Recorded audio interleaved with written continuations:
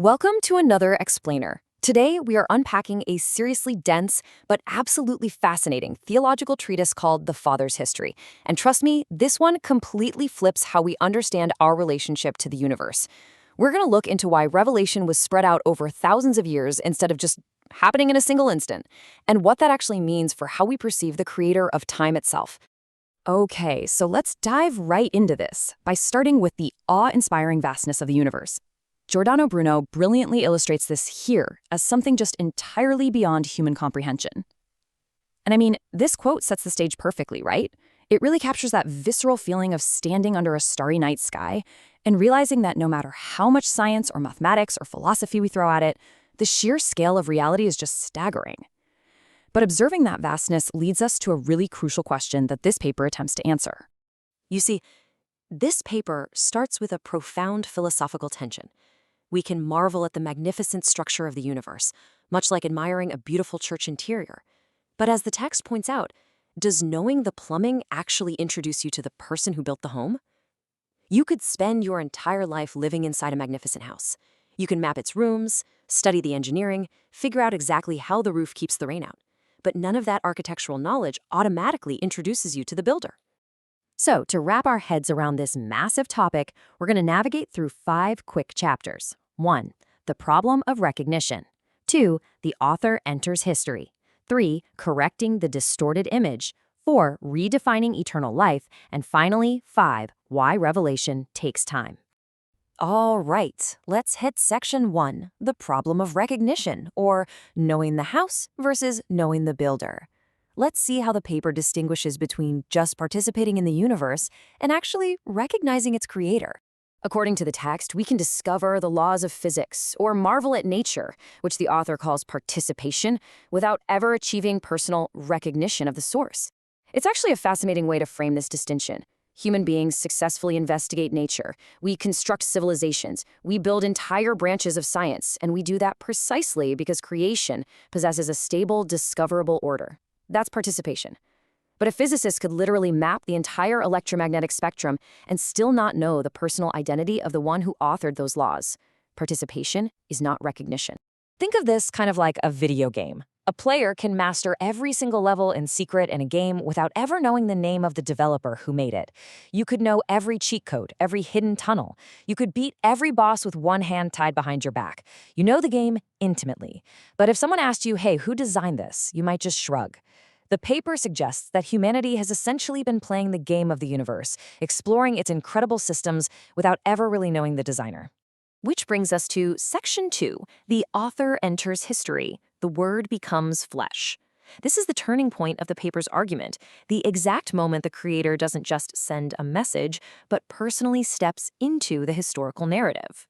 The paper argues that Jesus is not just another prophet, but the Logos, meaning the actual foundational logic of the universe entering into human history.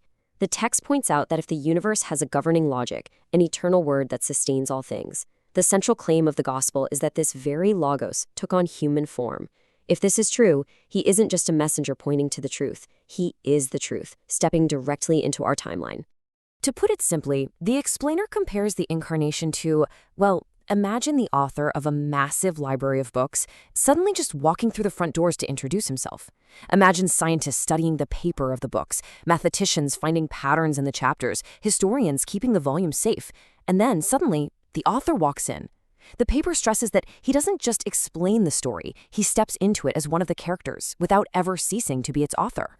Moving on to section 3, correcting the distorted image, from rival to father. So, why was this historical entry necessary in the first place? If the universe already had so many clues, why did the author need to walk into the library at all? Well, the author notes that ever since the fall in Genesis, humanity has harbored a pretty distorted view of God. We see him as a restrictive rival, a distant boss, or even a transactional vending machine. The text argues that our reception of God is fundamentally broken. And let's be honest, we've probably all done this at some point, treating the divine like an absent engineer who just wound up the clock of the universe and walked away. Or worse, a cosmic vending machine where we pop in a good deed and expect a favor to drop out. We constantly project our own fears, our cultural expectations, and our desire for control onto the concept of the divine. Jesus' historical mission, therefore, acts as a massive recalibration. He doesn't just prove God exists, but specifically reveals him as a loving father rather than a competitor. It's fascinating because the purpose of the Logos entering history isn't just to drop off a textbook of facts, it's to correct those distorted, fearful images. By acting with mercy, healing the afflicted, and ultimately sacrificing himself, he provides a perfect, undistorted picture of what the Father is actually like. Section 4, redefining eternal life, not just endless time. So, if God is a father, how does this redefine our ultimate destination? Because if our view of God changes, our view of eternal life absolutely has to change as well. The paper introduces this concept of filial knowledge.